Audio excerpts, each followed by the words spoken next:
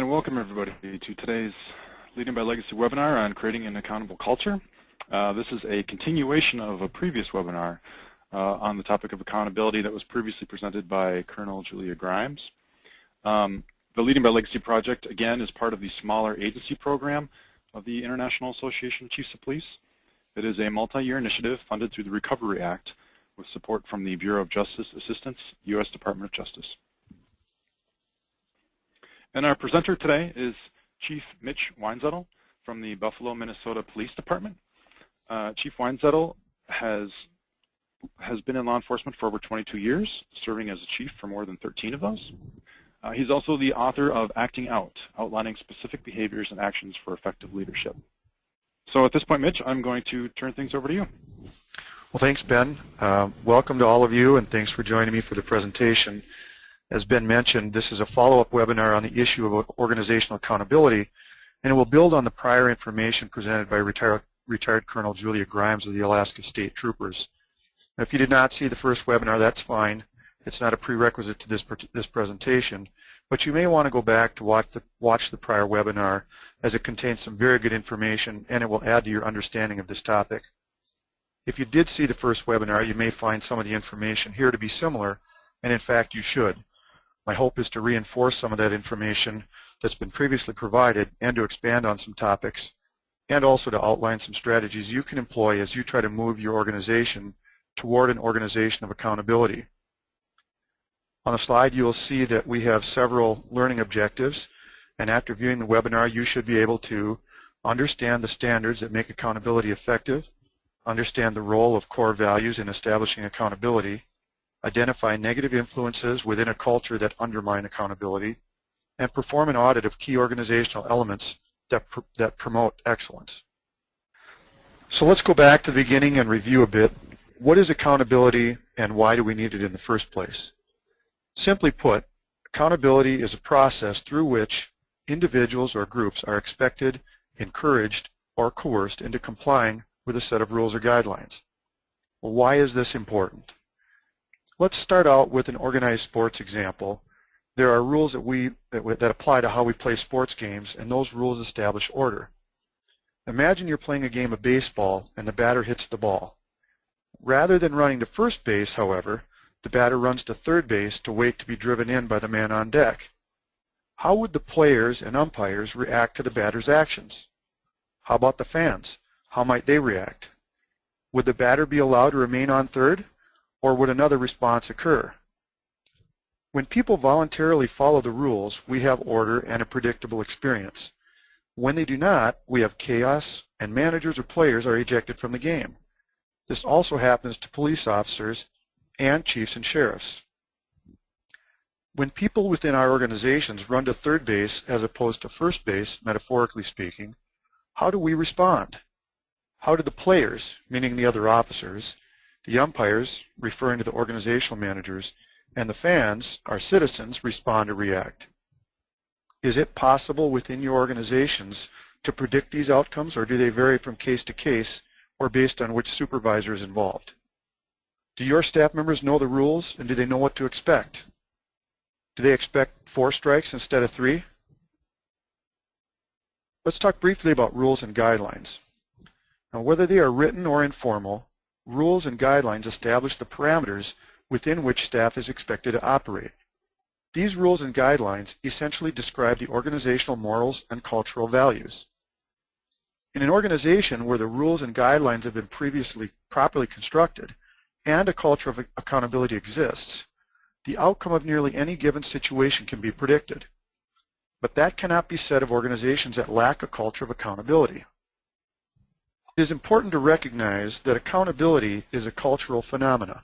Now, by that I mean that your culture determines the extent to which accountability is practiced. In order for it to be effective within your organizational culture, accountability must be fair and reasonable, consistent, persistent, and sure or certain. We can have rules, guidelines, and expectations, but if we do not enforce these reasonably, fairly, or consistently, we will not have true accountability, and we will also face resistance from staff when we try to hold them accountable. If you do not properly exercise accountability in this regard, It may actually be appropriate for them to challenge you. I once worked in an agency that had a no pursuit policy. My supervisor violated the policy several times within about a 6-month period. He was not held accountable at any level as far as line staff could tell.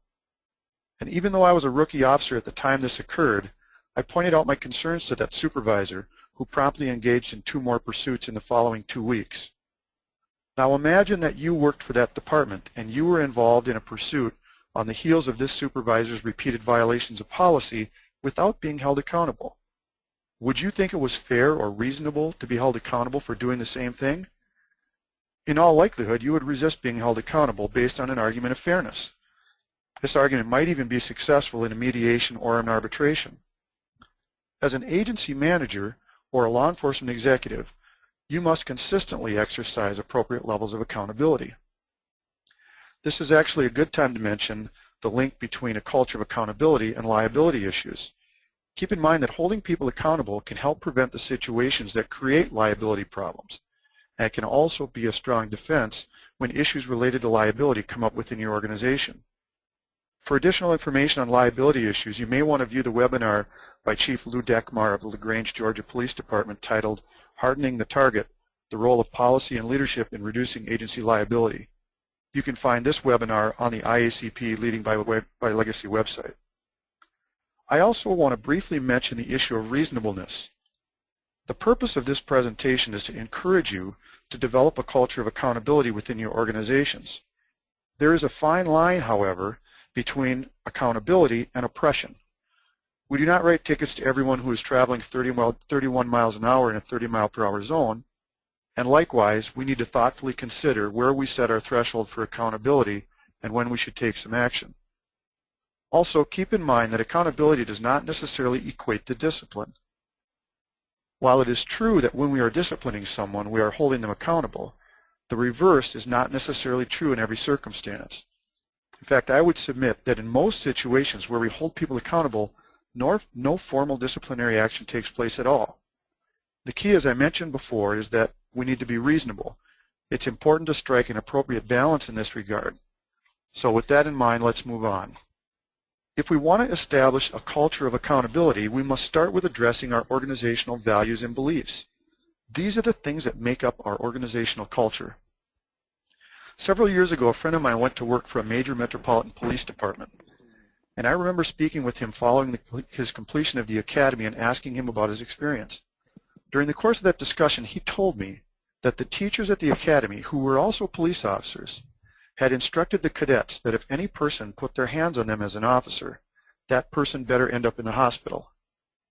My friend explained that he was told this direction would not be found in any policy, book, or set of rules or guidelines, but nonetheless, this was the expectation of the instructors for the officers in that department.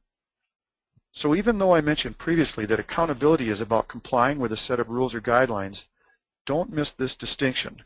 We must do our part to ensure that the rules and guidelines they are following are those we have established and prescribed. Why?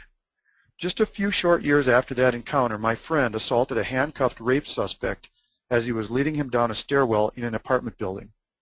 That particular stairwell was monitored by a video camera, and ultimately my friend ended up in federal prison, and he lost everything. My friend is a good person who became ensnared in an organizational culture that was poorly constructed and monitored. Now you might be asking, well, shouldn't he be held responsible for his actions? The answer is an unequivocal yes. A good follow-up question, however, is who has the responsibility for establishing a proper organizational culture, and how is that done? That is where we're headed. So let's talk about your organization for a moment. Do you know what the cultural values are within your agency, or what you want them to be? If you do, have you communicated those to your staff? What mechanisms or processes have you used to embed or reinforce these values with those in your organization? If you do not have a set of written values and beliefs or a solid understanding of the intended cultural values for your organization, and you've not communicated these to your staff, how could they possibly know how to function? By the way, if you have not defined your personal core values, what moral compass are you using to guide your decisions and actions? A number of years ago, I attended a workshop by retired Police Chief Larry Hesser on building organizational culture. Chief Hesser, who all of our Leading by Legacy graduates know, said something to our groups that I thought was very profound. He asked, "What are the core values and beliefs that you hold so dear that you would risk losing your job rather than to compromise them?" It occurred to me that I had not done this, and I had never fully defined these for myself within my profession. And when I returned to my agency after that seminar, I sat down and carefully wrote out my core values.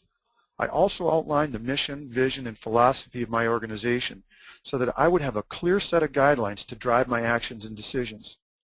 And once I did this, it provided me with a constant reminder of what I believed in and what I was unwilling to compromise. It also provided me with a solid basis upon which to hold myself and others accountable. And by the way, if you have additional questions about how to create mission, vision, or philosophy or core value statements, feel free to connect with me offline or to access any of the various IACP resources at your disposal. As I mentioned, it is important to create a culture of accountability where people know they will be held accountable for their actions or inactions. So how do you know if you have a culture of accountability? Well, with respect to work assignments, here are some questions to ask to determine whether a culture of accountability exists within your organization. You can ask these of yourself, or you may want to ask the middle managers in your organization as well. First of all, do staff members feel that they will be held accountable for their actions or inactions if they come to your attention? Most of you would likely answer this question with a resounding yes, but you need to thoughtfully consider whether you are consistent in this regard.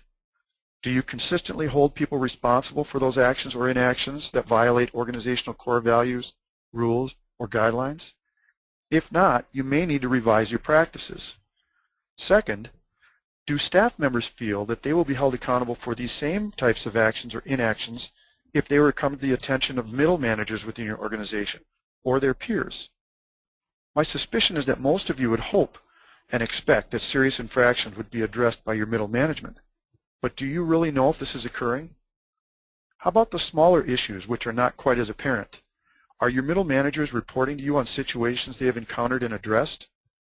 If not, you have to ask yourself if those in your organization are really that proficient, or if middle managers are simply choosing not to address a variety of frailties or missteps by staff.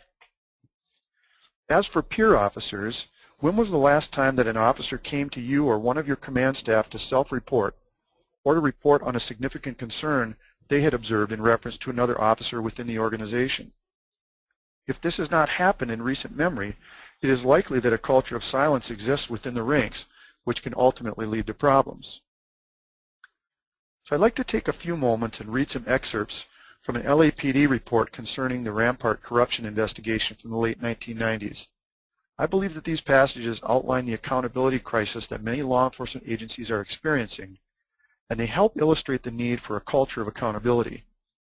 The URL has also been included should you want to download this later and read the entire report, and I would encourage you to do so.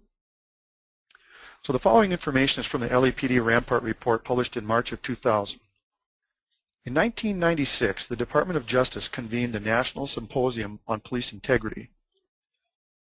Though there were a number of interesting and insightful viewpoints expressed in their publication, there is one in particular which is most relevant to the issues at hand. That observation came from Captain Ross Swope, Metropolitan Department, Washington, D.C. At the heart of Captain Ross Swope's remarks was a simple yet profound observation. Quote, "The major cause in the lack of integrity in American police officers is mediocrity," unquote. Captain Swope went on to explain that mediocrity stems from the failure to hold officers responsible and accountable. It comes from a lack of commitment, laziness, excessive tolerance, and the use of kid gloves. He felt that dealing with mediocrity is perhaps the greatest contemporary challenge to American law enforcement. When asked to explain how mediocrity is dangerous, Captain Swope drew an analogy of a bell curve, which you can see in the slide. At the high end of the bell curve to the right are those officers who practice all the core values: prudence, truth, courage, justice, honesty, and responsibility. At the other end, on the left side, are the officers with few of those values. In the large middle are those officers who have some or most of the core values. The extent of moral influence in a police department depends on the extent to which the lower and upper portions influence those in the middle. When officers in the middle see that officers at the bottom end are not dealt with, they sometimes begin to imitate their behavior. Similarly, when those at the top end are recognized and rewarded, they become the workplace standard. It is our sergeants, lieutenants, and captains who have the daily and ongoing responsibility to ensure that the appropriate workplace standards are maintained. However, that observation in no way relieves upper managers from their responsibility to ensure that proper standards are being maintained in their subordinate commands by providing appropriate guidance, exerting their oversight responsibility, and honestly evaluating the effectiveness of the commands for which they are ultimately responsible. Now, in a memo from the then LAPD Chief Bernard Parks to the Board of Police Commissioners in reference to the Rampart corruption scandal and investigation, Chief Parks echoed Captain Swope's comments when he wrote, "Our failure to carefully review reports, our failure to examine events closely to identify patterns, our failure to provide effective oversight and auditing created the opportunity for this cancer to grow." The executive summary of the Rampart report then expands on Captain Swope's comments by noting, "If Captain Swope is correct in his observation that corruption follows mediocrity, and we believe that he is, then we must begin immediately to instill a true standard of excellence throughout the department. In most cases, this will not require new programs or approaches to police work. However, it will require the scrupulous adherence to existing policies and standards, the ability to detect any individual or collective pattern of performance which falls short of that expectation, and the courage to deal with those who are responsible for those failures. Anything less will surely allow another Rampart to occur." In light of what I just outlined, you need to consider whether you have similar organizational or operational concerns. Based on the comments by Chief Parks, Captain Swope, and the DOJ Symposium, who do you think is responsible for establishing and maintaining accountability within your organization? How many times have you heard someone say, or perhaps said yourself, "Well, that's not my job"? It is imperative that we take ownership over the notion of accountability within our organizations, but it is equally as important to understand that this is not exclusive to those in positions of formal leadership. One of my favorite stories of leadership and accountability comes from a book titled Flight of the Buffalo by Ralph Steyer and James Belasco. And as an aside, it's a very good book on leadership, and I highly recommend that you get a copy for yourself. In the book, the authors provide an example of a CEO and an executive coach who are walking around the campus grounds of the CEO's business. During their stroll, they encounter a worker raking up leaves with a rake that is missing most of its tines. The CEO becomes enraged at seeing the worker using an ineffective tool. But when he asks the worker why she is using that particular rake, the worker replies, "Well, that's what they gave me to use." The CEO then asks the worker why they didn't get a better rake, and to this she replies, "That's not my job." As the discussion between the CEO and executive coach proceeds, the CEO struggles to understand who is responsible for ensuring that the worker had the proper rake. The CEO considers his role, the role of the supervisor, and the role of the worker. He also considers the commitment of those in his organization. In short, the coach helps the CEO understand that it is the gardener who has to be responsible for that she has the proper tool. The supervisor has a responsibility too, but it is not to get her the proper tool. His role is to get the groundskeeper committed to doing a good job. So who might also be responsible for ensuring that the groundskeeper had the right tool? Well, ideally, anyone who saw her using the wrong tool should have called her on it. Every person who saw her should have felt a sense of responsibility for getting the right tool. As for the CEO, his job is to stop working on the symptoms of the problem and to focus on the real issue, the commitment of his staff. Now, I like to tell people that the moral of the story of the Golden Rake is that we all share the responsibility for what occurs within our organizations. Accordingly, accountability is not simply an idea for the boardroom or the office of the executive. Accountability must become a mandate for everyone, and it must be clear that each organizational member is expected to be accountable and to hold others accountable each and every day. You must give people permission to speak up when they recognize an inefficiency or improper action. And this is at the heart of the notion of organizational-wide accountability practices. Dr. Enter who is a noted expert on leadership, is fond of saying, mediocrity is the enemy of excellence. As Captain Swope in the Department of Justice noted, corruption stems from mediocrity and apathy and a lack of accountability. We must set high expectations for staff and keep pressing them to achieve. What constitutes great performance? One of the things you can do is to get your staff to define this. Start with your FTO manual if you have one. Look at the categories defined there and consider what is unacceptable, what is acceptable, and what is superior in terms of performance. Let me ask you a question. If you were training in a new officer and the officer consistently did not meet standards in the categories upon which they were being evaluated in FTO, what would you do? In all likelihood, you would work with the officer and do some retraining, but ultimately, if they did not meet the minimum standard as an FTO, you would likely recommend to your supervisors that the officer be discharged. Is the same standard applied to tenured officers? And if not, why? If the organizational goal is excellence, then the standard, as established in FTO, should be the minimum passing grade. Superior performance is something everyone should strive for, be coached and trained on, and ultimately achieve. So my recommendation is that you sit down with your staff, including your line staff, and you establish a new bar for performance within your agency. Get them to agree what excellence or great performance looks like, and then encourage them to help the organization reach this level. This process of inclusion will help with their buy-in, but it will also make it easier when you have to hold one of your staff accountable for not meeting those standards. One way to take a hard look at your organization is to conduct an organizational audit. What are the deficiencies, problem areas, or value challenges within your agency? How do you know what they are, and how can you find out? First of all, you can look over your supervisor notes or coaching forms or whatever pre-disciplinary notes you've created and look for patterns. Next, you can check your internal affairs complaints. Do you see repetitive behavior with certain officers, or are there similar complaints against several officers? If so, does this represent a pattern of behavior? Another thing you can do is to interview your middle managers and office staff and ask some pointed questions. Get them to open up about the issues they have observed or perhaps they have heard about. The key to this process is what you're going to do about these issues once they have been identified. You must take steps to address problem areas and ensure that those plans are acted upon. Also, how often should you do this? Really, this is an ongoing evaluative process. Once you establish great performance as a standard, you must be constantly monitoring outcomes and taking appropriate action. One of the most important steps you can take is to establish cultural values for your organizations. Again, you may want to create mission, vision, and philosophy statements, and you may want to also construct your own list of core values and beliefs to help drive this process and provide guidance for you in your future actions and decisions. Start by doing this exercise yourself, but then bring in your other staff and talk through these issues. As with establishing the parameters for great performance, this type of an inclusive process will pay dividends later when the need to hold others accountable occurs.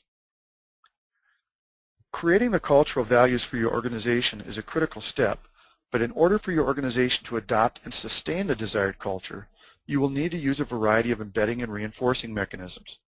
Now, there are a variety of ways you can do this, and we will cover some here. Others are also addressed in the Leading by Legacy program, or you can check other resources for additional methods you can use. Keep this in mind. When you have significant variations between your expected cultural values and actual performance, you need to use embedding techniques in order to ensure that the intended culture becomes actual culture.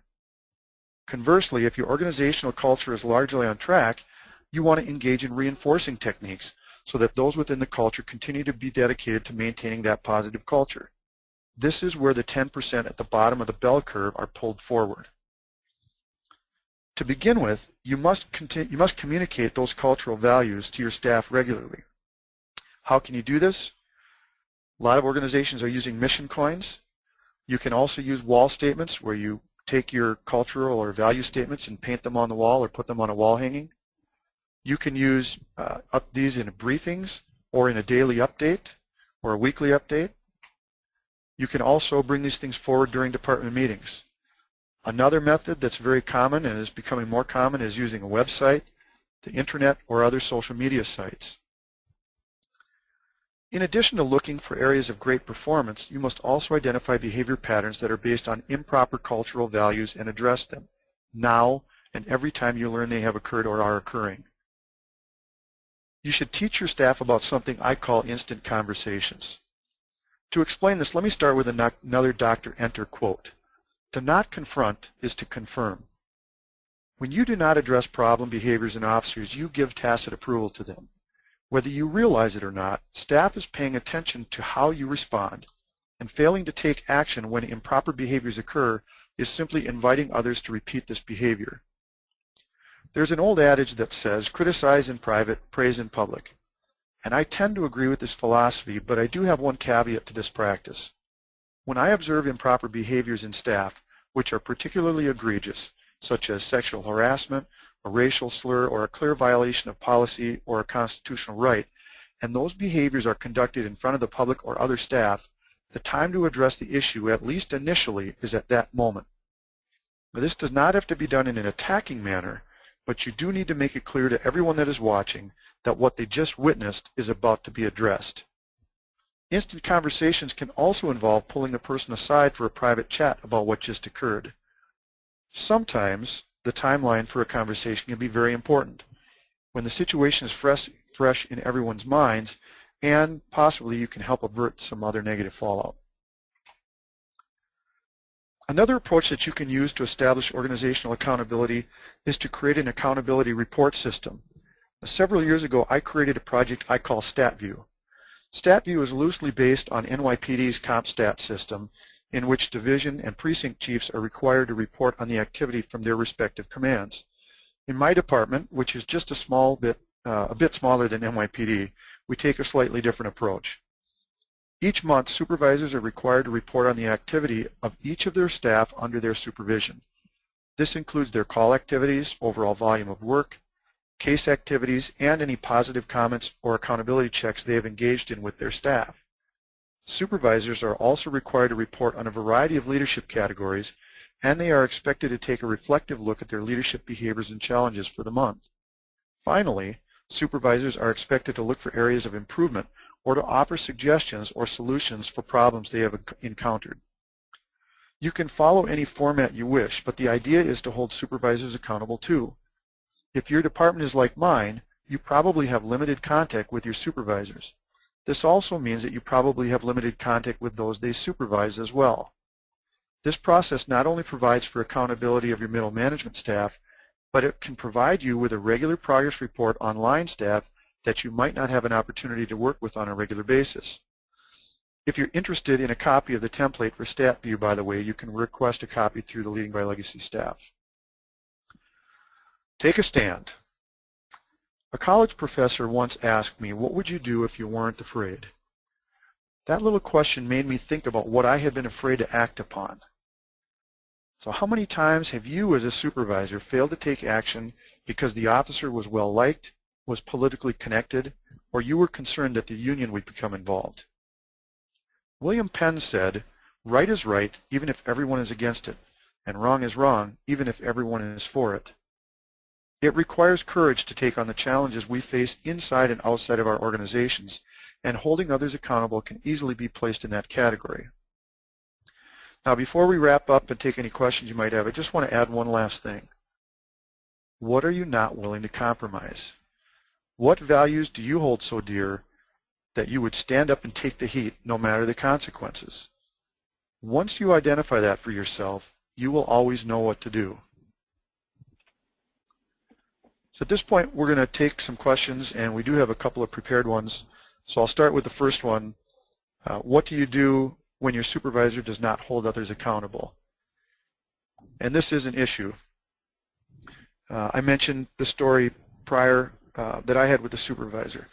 There are a couple things you can do. Number one, if there's another supervisor you can approach, you may want to try that, assuming that you're not breaking protocol. The other thing is you may want to try to find an appropriate time to sit down with your supervisor to discuss what they are or are not doing. And you may find that they are dealing with the situation in their own way. I'm sure you know oftentimes there are things going on in the background that may not be readily apparent to others. Lastly, ultimately, if nothing's being done, you do have some options. You can try to model behavior to that officer. You could talk with that officer yourself, or you might even consider going above your supervisor's head if the offense is serious enough. Keep in mind this is, of course, dangerous territory, and it might be wise to find some people outside your organization that you trust to discuss this with prior to doing anything rash. And are there early warning signs if your agency is failing at accountability to its values? As I mentioned in the section on conducting an organizational audit, you may see these things manifested in patterns of complaints against officers. You might also see negative newspaper editorials, or you might find the public treating you differently or making derogatory remarks about your agency. One of these that I frequently hear, not frequently, one of these I hear from time to time is someone will mention to me, well, I called and nobody came. And that's always kind of a hint to me that we need to make sure we're doing a good job of always getting back to people. Internally, you might actually witness officers engaging in inappropriate behaviors, and or they may even make comments like, nobody cares, or big deal, what are they going to do to me? And if you see these kinds of patterns, internally or externally, you're probably back at the question regarding making sure supervisors are holding people accountable, and you probably need to take a look at implementing some form of a process to ensure that your supervisors are doing the things that they need to do and keeping you informed as well. I do just want to thank everyone for participating in today's webinar. We do hope it was helpful to better your understanding of creating an accountable culture. I'm providing contact information here for both Chief Weinzettel and the IACP staff, so that if you have any questions in the future about today's webinar, you can contact us. Also, if you would like to talk to a staff member about the possibility of a technical assistance outreach related to today's topic or any of the topics covered in our training, please don't hesitate to contact us. Thank you, everyone, and stay safe out there.